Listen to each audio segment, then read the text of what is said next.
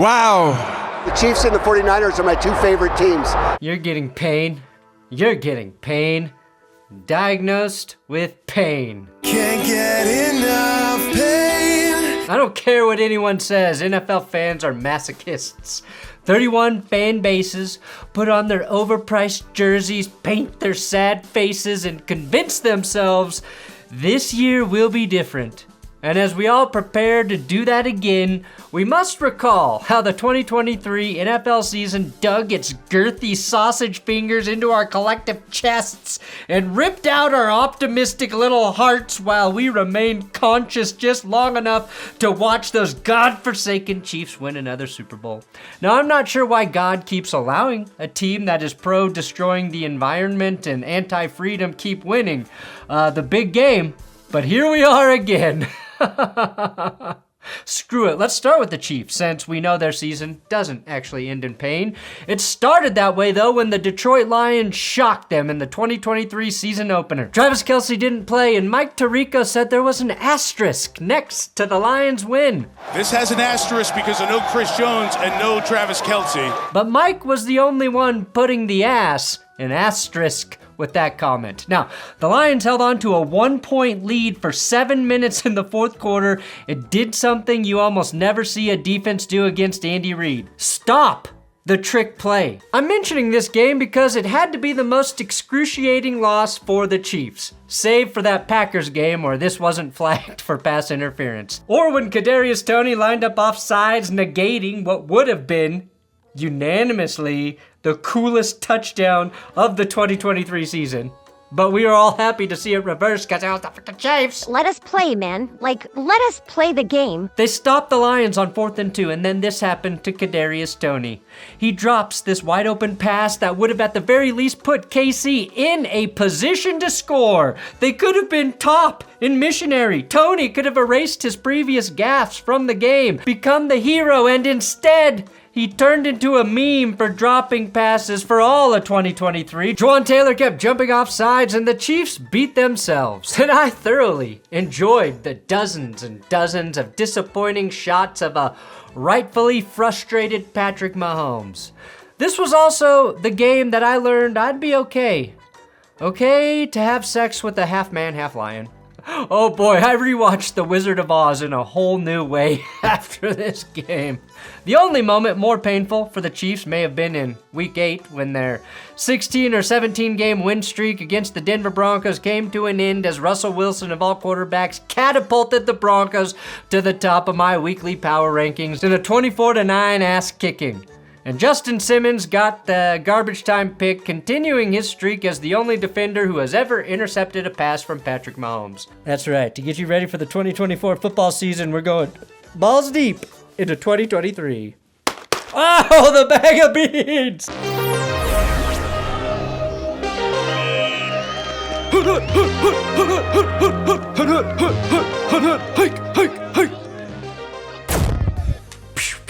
Please, if you don't have any respect for your own time, subscribe here. Today's episode is sponsored by Underdog Fantasy and my code ThatsGood.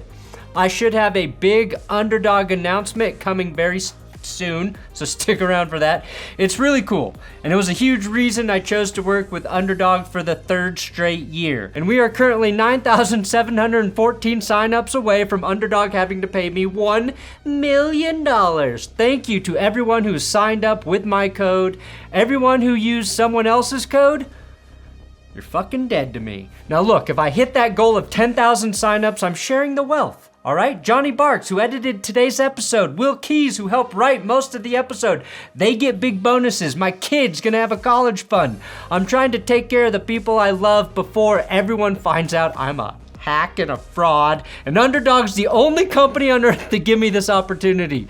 So please, don't play if you can't afford it or if you're not into daily fantasy. I don't want anybody who doesn't want to do it to sign up just for that. There's 1 month left to enter the season-long best ball tournaments, and if you want to play against me, again, I've linked a couple private $10 drafts in the description. Right now, use my code ThatsGood, and you'll also receive a special pick to claim when you sign up and get a first-time deposit offer up to $250 in bonus cash. Now back to the Lions, who, like KC, were one of the few teams who ended the season with pride. And I wish there was an animal I could reference for pride to tie back to the Lions, but for the life of me, I can't think of any proud or openly gay animal at the moment. Detroit was as high as Aaron Rodgers every offseason after that Week 1 victory. CJ Johnson made ski masks fashionable for anyone, not just bank robbers, and Detroit was attempting to parlay a strong finish to the 2022 season, the new norm after they knocked the Packers out of the playoffs for nothing more than pride. Shit, what animals are known for pride? Ravens? 2023 was the first season in a while where Lions fans had reason to be hopeful. Now, I've talked a lot about them on this channel because, frankly, I love them. Dan Campbell, the man I wish I was. Jared Goff, perennially underrated, tossed aside. I love him. Hell, I even love that this team doesn't know the rules for sports betting in the league. Jared Goff finished the season with 4,575 passing yards, second most, trailing only Tua. Amon-Ra, rah-rah-rah. St. Brown fought through injuries on his way to a league's third best, 1,500 receiving yards. David Montgomery and Jahmyr Gibbs combined for 2,000. And of course, Detroit won a playoff game for the first time since the Prohibition era. And then they won another playoff game. Sure, their 31-34 loss to the Niners in the championship was heartbreaking, considering they blew a 14-0 lead at the end of the first quarter. But more on that in a little bit. Because if we're talking about pain, I've got to go back to the Lions-Cowboys game where Detroit did all of the things you're supposed to do for a trick play and had their two-point conversion robbed because the refs didn't hear the right guy report as eligible. A play Dan Campbell went over with the refs before the game only to watch the officials rob the Lions of a victory for what feels like the 1,000th time in team history. I take no pride in reliving this moment. Wait, Lions! Lions! A pride of Lions! I'm surrounded by idiots. Speaking of big cats, it's never good when people are writing articles titled, "How the Jaguars Plan to Bounce Back from the Biggest Collapse in Franchise History." Jacksonville jumped out to an 8-3 start to the season, only to drop 5 of their final 6 games, and some asshole team employee was busy stealing $22 million from the team, all so they could miss the playoffs in horrific fashion. In terms of pain, I have to believe losing to the Bengals in overtime 34-31 is the epitome of pain. The Jaguars had just ripped back-to-back impressive wins over their division rivals, an assertive 34-14 win over the Titans, and a great team win to upset the upstart Texans. Trevor Lawrence spread the ball around, threw for 364 yards and a TD, plus rushed for 1, and it looked like the Jags had fully recovered from the embarrassment that was the 34-3 anal prospecting delivered by none other than the 49er prospectors themselves a few weeks prior. Instead, 'twas backup quarterback Jake Browning leading the Bengals to a huge OT victory after this game-winning catch by Calvin Ridley was negated by a holding penalty. Lawrence went down with an injury, and CJ Beathard came in, and beat hard he did, going 9 for 10, and could have continued the narrative of the year of the backup had his pass protection been honest here. What could have been 1st and goal turned into 3rd and 17, and Jake Browning became the backup hero as he dished a crushing loss to Jacksonville. One I don't think they ever recovered from. In the most literal sense of pain, Trevor Lawrence sustained a high ankle sprain in that game. He'd get a concussion 2 weeks later and an AC joint sprain a week after that. That loss to Cincy kicked off those 5 of 6 losses, and Jacksonville didn't make the postseason after starting 8-3. But I'm getting ahead of myself. Let's rewind back to week 1. Yeah, the NFL season was like a curse that had visited the city of New York. In the span of 24 hours, fans of both the Giants and Jets effectively knew their seasons were over in very different ways. The Giants played the Cowboys on Sunday Night Football and found themselves down 40-0 halfway through the 4th quarter. On that same field, a day later, the Jets' new starting quarterback Aaron Rodgers tore his Achilles on just the 4th play against Buffalo. That game ended in a thrilling win for the Jets, punctuated with an overtime punt return touchdown. But you can find it in the dictionary right next to Pyrrhic victory. Now, neither of those two New York teams made the playoffs. A struggling Daniel Jones behind one of the worst offensive lines in football would be lost to the season for injury. Giants fans were treated to a moment of glory when one Tommy Gabagool DeVito took the world by storm, as did his agent, until they forced Tyrod Taylor back into the lineup, effectively killing all progress Italian Americans had made in this great world. It's anti-Italian discrimination. And on the other side of the bay, or however it's set up there in New York City geographically, the Jets knew they were out of it. Aaron Rodgers knew he didn't even attempt an in-season comeback, but backup quarterback Tim Boyle did manage to throw a pick six on a Hail Mary the day after Thanksgiving, one of the rare times something was actually returned on Black Friday. What about the team that actually plays in New York State? For the 5th season in a row, the Buffalo Bills made the playoffs despite that opening week loss to the Jets, but 12 games through the season, they found themselves sitting at just 6-6. Here's the thing, we all knew they were good. All 6 of the Bills' losses came within 6 or fewer points, but their most painful loss may have come on Monday Night Football at the hands of my beloved Denver Broncos. The Broncos trailed by just a point with time running out in the 4th quarter, and Russell Wilson, God bless him, set up the Broncos with the chance to win the game as time expired. And then Will Lutz missed. He missed the fucking kick. The only problem, Buffalo had sent out 12 men on the field, which is typically considered against the rules. Lutz got another chance against 11 Bills, and given a second chance, he drilled it to win the game. 2 weeks later, the Bills lost again, this time in overtime to the Eagles. It was a back-and-forth affair, and it ended with a game-winning rushing touchdown from Jalen Tush Push Hurts. The Bills rebounded from that loss to make the playoffs, but it seemed like the Eagles never really rebounded from that win. Philly had lost their offensive and defensive coordinators to head coaching jobs that offseason. Their offense didn't suffer really all that much without Shane Steichen, dropping from 3rd in scoring to 7th, but without Jonathan Gannon calling plays on the Eagles defense, Philly allowed the 30th most points in the league. Their most painful moment was naming Matt Patricia as their defensive coordinator in December. You gotta be down real fucking bad when you hit the maybe Matt Patricia can save us point of a football season. After the overtime victory over Buffalo, that made the Eagles 10-1. They were a 10-1 team. Philly would then finish the regular season dropping 5 out of their last 6, including losses to the Cardinals, Giants, and Seahawks.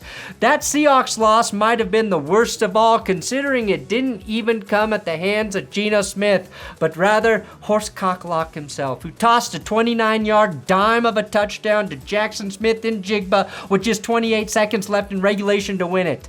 And what about those Seahawks? I'm talking to America here, excuse me. We didn't know it at the time, but this would be the last year of the widely successful Pete Carroll era in Seattle. The Seahawks were sitting pretty in the West at 6-3, but after 4 straight losses, including 3 within their division, it left them with a losing record in December. They were just about cooked. The Seahawks looked like a team on the rise after they nailed most of their Russell Wilson draft picks, but second-year corner Reek Woolen began struggling, and the Hawks defense allowed 2,352 yards on the ground, second worst in the NFL. The Rams jumped them within the division, finishing second in the rugged NFC West. Now, this is just a year removed after the worst title defense of all time. The Rams rebounded nicely, though, and learned that draft picks are actually pretty cool, especially when you leave the draft with difference makers on defense like Byron Young and Kobe Turner. La da da da da. It's your mother's favorite. Oh yeah, and a 5th rounder from BYU by the name of Puka Nacua. Nacua set the all-time rookie receiving record in NFL history, posting 1,486 yards in year 1. And he might actually be the unluckiest rookie in NFL history because he didn't even win Rookie of the Year. Nope, that belonged to 22-year-old second overall pick C.J. Stroud, who won the award with the 9-6 record as a starter, amassing over 4,000 yards through the air and refusing to throw an interception until week 6. In the final week of the regular season, Stroud and the Texans faced the Colts for the AFC South and handed their division rivals one of their most painful losses, not named Andrew Luck, in team history, facing a 4th and 1. Gardner Minshew threw slightly behind Tyler Goodson, who dropped the ball and the division on this play. A play they had practiced all week with Goodson, but one that seemed baffling at the time as Indy inexplicably put the most important play of their season in the hands of Goodson instead of their workhorse Jonathan Taylor. But this excruciating moment for Colts fans did give us my favorite moment from last season. It's in Minshew's hand, and a drop by Goodson. Thank you, Johnny Barks. Of course, the Colts were planning on seeing what they had in 4th overall pick, quarterback Anthony Richardson, but he was lost for the season after just 4 starts. Incredibly painful. Now, I've mentioned Stroud and Richardson, but of course, neither of them were the first overall picks in 2023. That pick belonged to the Panthers, who mortgaged their future to move up to that slot and selected Alabama's Heisman-winning QB Bryce Young. Here's all you really need to know about Young's rookie season. He won 2 games in 16 starts, only threw 11 touchdowns, and had a sub-60 completion percentage. Picking the Panthers' most painful moment is like asking Antonio Brown what his favorite lawsuit is. There's just too many to choose from. Frank Reich lost his job mid-season, owner David Tepper tossed a drink on a fan, and the team scored exactly 0 points the last 2 weeks of the season. Carolina may have buyer's remorse with Bryce Young, but they're hoping the hire of Dave Canales can reverse their fortune heading into 2024. One of the Panthers' 2 wins came against the Atlanta Falcons, who spent the 2023 season proving Desmond Ridder was not their quarterback of the future and Arthur Smith was not their coach of the present, firing him hours after he and Saints head coach Dennis Allen beefed over a perhaps unnecessary Jamal Williams touchdown with 1:10 left in the season during a 41-17 blowout. I understand that. It's about the team. It's not about regrets. The Saints players wanted that touchdown for Williams, who led the league in TDs in 2022 but didn't find his way into the end zone in 2023 until the season was just wrapping up. Despite having a top 10 offense and defense in terms of scoring, the Saints missed the playoffs at 9-8. Not exactly a calamity on par with the 2010 Chargers, who missed the postseason with the first-ranked offense and defense, but New Orleans' Achilles heel was 6 one-score losses while also being painfully boring to watch. This was a team whose offense looked more vanilla than Taysom Hill's bare-naked ass. They had a chance to overtake the Buccaneers for the lead in the NFC South in Week 17, but of course, Carolina gave them no help in a thrilling 9-0 victory for the Buccaneers, who got a stellar reclamation season out of cast-off quarterback Baker Mayfield. Mayfield threw for 28 touchdowns and got Tampa back into the playoffs a year after Tom Brady's retirement. The team that let him go? Well, one of them was the Cleveland Browns. Now, Cleveland might have expected to make the playoffs in 2023, but I doubt they expected to do it without Deshaun Watson and Nick Chubb, who was lost for the season after blowing out his knee in horrific fashion Week 2. Cleveland won 11 games despite starting 5 different QBs, the best of whom ended up being 38-year-old Joe Flacco after terrorizing the Browns for years. His eliteness threw 13 touchdown passes in 5 starts while also committing 0 sexual assaults and leading the Browns to a wild card spot. Now, that was not the case for the Cincinnati Bengals, who also lost their starting QB to injury midway through the season. Joey Burrow hurt his wrist, and unlike Deshaun Watson, it wasn't because he was trying to jack off too hard in public. I'm jerking, but this whole bag of Viagra isn't working. in stepped former undrafted quarterback Jake Browning, who played admirably in 7 starts but couldn't dig the Bengals out of a hole in the AFC. They might have benefited from a win against Pittsburgh in Week 16, a team that was on its 3rd starting quarterback by that point. Kenny Pickett had thrown just 6 touchdowns in 12 starts. That's pain. That's a half a TD a game. Mitch Trubisky lost both of his games. Pain with titties. And at the end of the day, 'twas Mason Rudolph who went 3-0 to close out the season for the Steelers. Won't you guide Steelers Nation to a victory tonight? Not only did Pittsburgh, once 7-7, keep Mike Tomlin's non-losing season streak alive and his job, but they managed to get a spot in the playoffs. Of course, they were still looking up at the Baltimore Ravens despite sweeping Lamar Jackson and company. The Ravens posted the 4th best scoring offense and the league's top scoring defense, getting a huge contribution from rookie wide receiver Zay Flowers and an all-pro season out of second-year safety Kyle Hamilton. However, it was Lamar Jackson, who wasn't really on the radar for MVP until late, who ended up winning the award with his 29 combined touchdowns and 13 wins as a starter.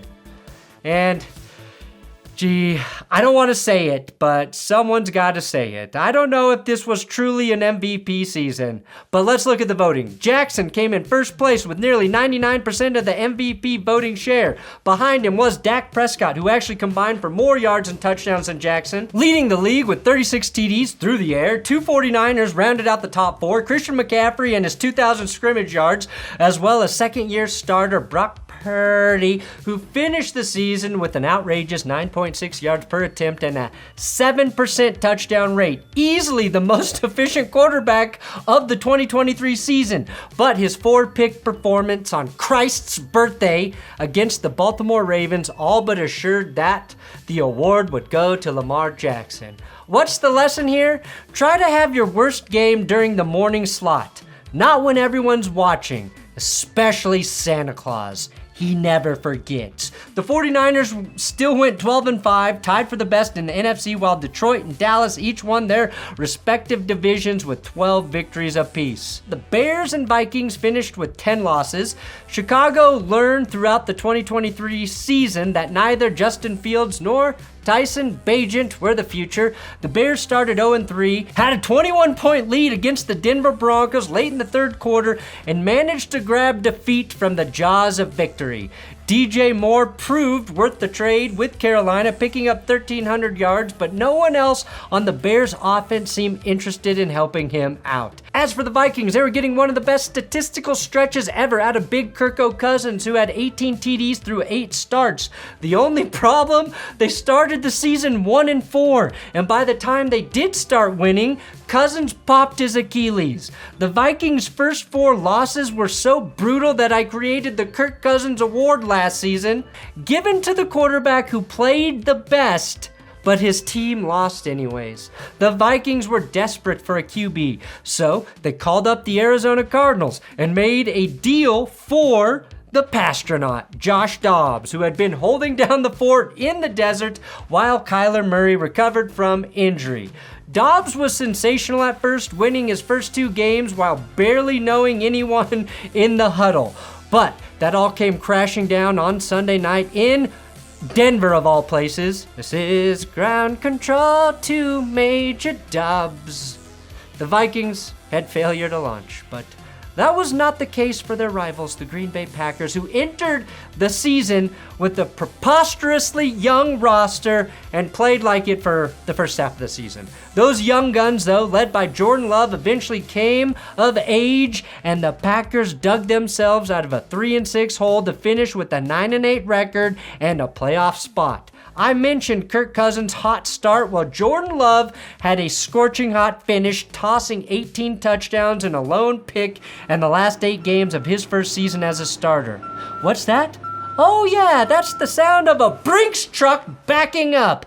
Fucking Packers fans, they'll never know what it feels like to struggle at the QB position, will they? You can't keep getting away with it! I bet plans to draft Love's replacement are in the contract he just signed. But here are some teams that do know that struggle. The New England Patriots kept going back and forth, snip, snap between Mac Jones and Bailey Zappi, only to learn that neither of them are very good. Like going back and forth between diarrhea and constipation. In week 4, the Patriots lost by 35 in Dallas, the worst beating of the Belichickian Patriots era. How did they follow it up a week later with a 34-0 shutout defeat at home against the Saints? The Saints! The Pats were such a disaster that they finally put to rest the 24-year reign of Lord Belichick in Foxborough. Ron Rivera's run in Washington came to an end, probably because a 2-0 start became a 4-13 finish, but also because his team didn't have an answer at quarterback.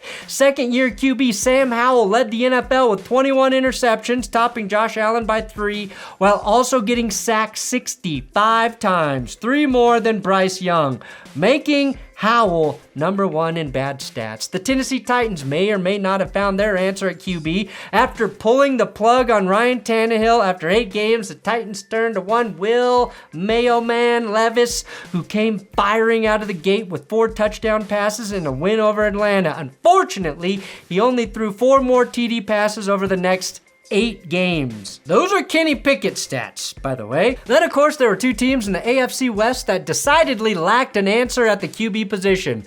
Let's start with the Las Vegas Raiders. Jimmy Garoppolo was supposed to be a serviceable Band-Aid. Instead, he was like a used Band-Aid you find at an all-you-can-eat Vegas casino buffet. After getting heckled by Raiders fans, Mark Davis was forced to fire head coach Josh McDaniels, who was getting ripped by his own players in team meetings. Josh McDaniels actually had Antonio Pierce get up and speak on behalf of him, and he brought up the old Giants team that beat the Patriots, Josh McDaniels' team, in the Super Bowl. We thought we could beat them. We had a game plan that we could beat them. We had to believe that, and that's not here. We have to believe it here at the Raiders. Josh McDaniels then goes over to him and says, don't ever talk about the Patriots like that. They finished the season with Aiden O'Connell and Antonio Pierce leading the team. The season started on a rough note when Josh Jacobs held out, finally got on the field, and then rushed for less than half of what he ran for a year prior. Oh yeah, and they had surrendered 6 sacks to their former defensive star Khalil Mack in a Week 4 loss to the Chargers. Don't laugh though, Chargers fans, because Vegas returned the favor with a 63-21 demolition on Thursday Night Football in Week 15. That was a week after the Raiders lost 0-3. The Raiders season was like an open wound that got infected, but eventually healed. The Chargers season peaked when we were introduced to the lovely, overzealous Chargers fan on Monday Night Football back in October, and that might have been the Chargers' most painful moment. As we were watching this passionate fan enjoy her team, suddenly the conspiracies got cooking. And oh no, that's not a real fan, the internet started to say. She's a plant. The Chargers can't have any real fans. They don't have any real fans. How fucked up is that? LA finished last in the division, lost Mike Williams to an ACL. That's right, an ACL injured him, and eventually quarterback Justin Herbert to injury as well. But after blowing a 27-0 lead to the Jags in the playoffs the season before, this was a net positive for the Chargers. Losing 63-21. Surely that was the most points anyone scored in the 2023 NFL season, right? Right? Oh, I think you know where we're going with this one. 70 points! 70 points! The Broncos. Yeah, they gave up 70 points in a Week 3 loss at Miami. Let's just read some stats from that game. More touchdowns than incompletions from Tua, 270 total yards and 4 touchdowns from Devin Achane, 142 yards and 4 more touchdowns from Raheem Mostert, 726 yards and 10 total offensive touchdowns from the mighty Dolphins. Truly incredible, and something we'll probably never see again.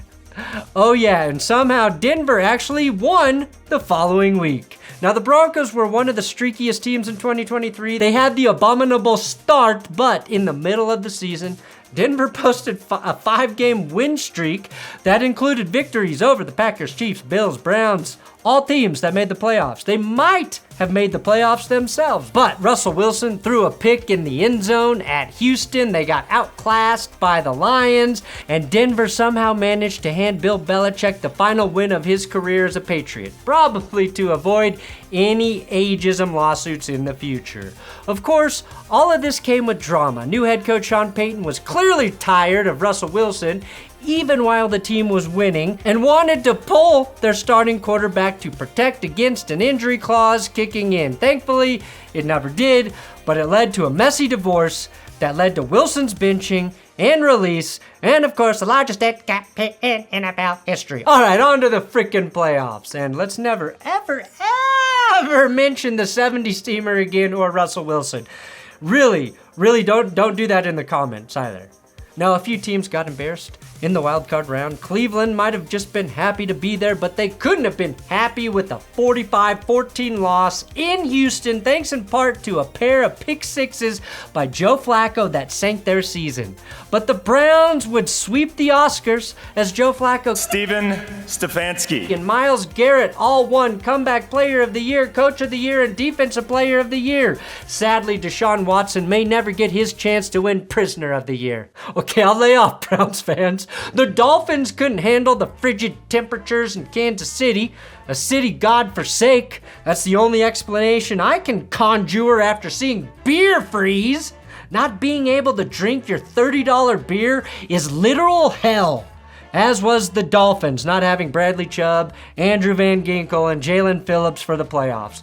Trying to beat Patrick Mahomes in sub-zero temperature without any pass rushers seems like a situation only a Madden video creator would simulate.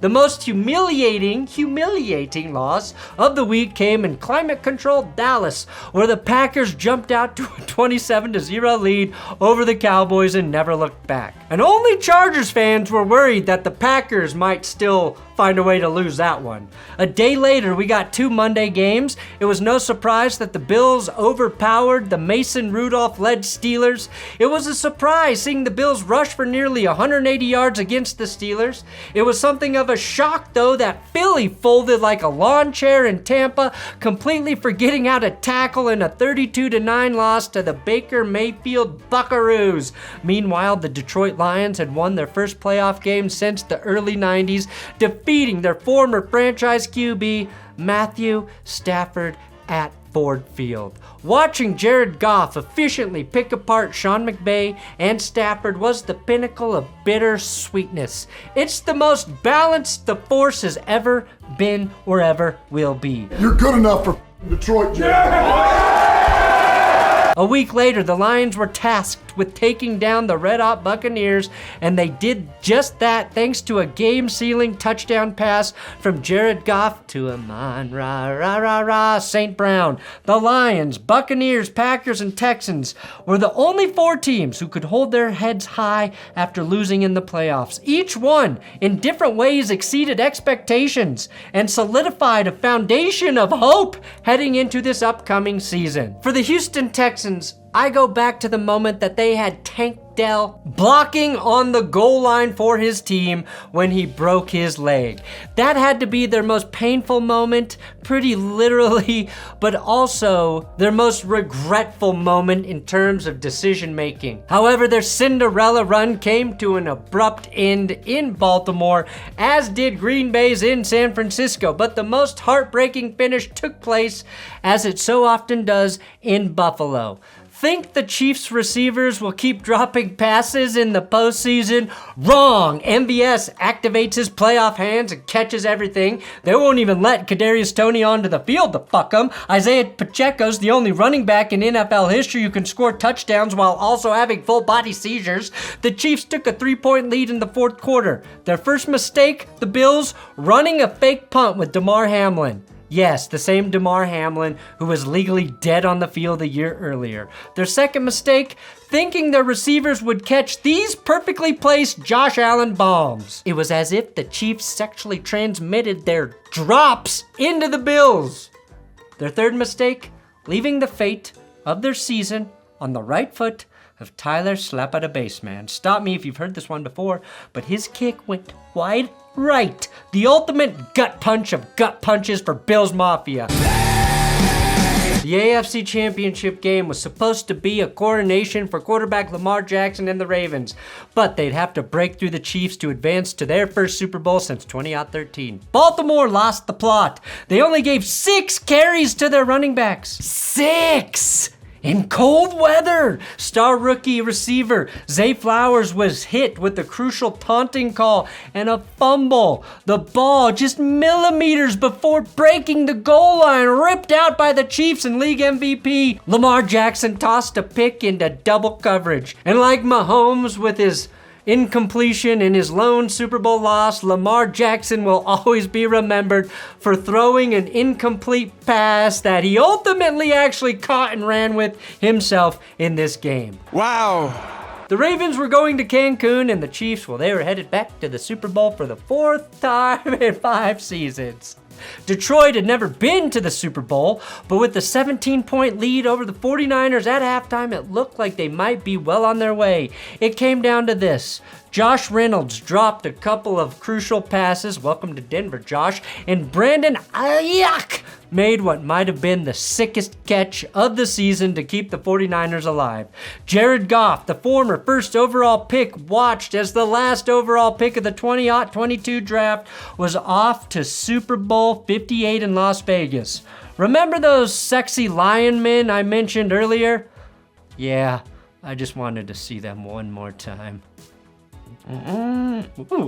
Prior to February 11th, 2024, only one Super Bowl had gone into overtime. Much like in Super Bowl 54, the 49ers watched a 10-point lead over the Chiefs evaporate. And a chip shot field goal from noted feminist Harrison Butker sent the game into an extra period. Only this time, the rules were different.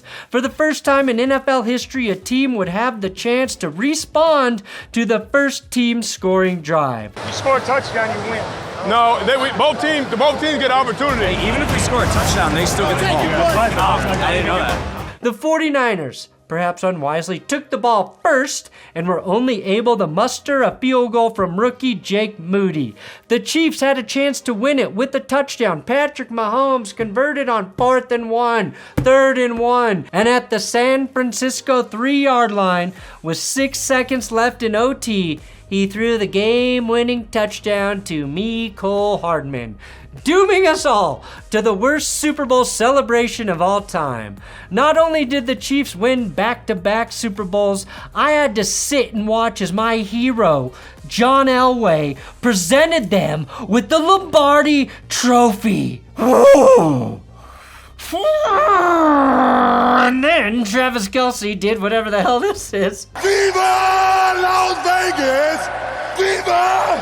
Viva Las Vegas! Wow. Ultimately, it was fitting. In a year when so many great players were lost to injury, when so many fun, likable teams met bitter endings, 'twas the institution that is the Kansas City Chiefs emerged as champions once again.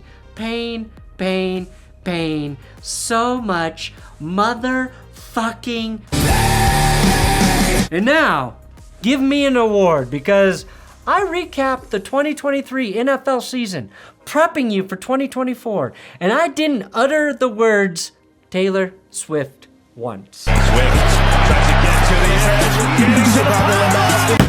Thanks for watching That's Good Sports Balls Deep Dive into 2023. If you like this episode, you can check out the 2020 season, the 2008 season. What other seasons have we done? The Chiefs and the 49ers are my 2 favorite teams.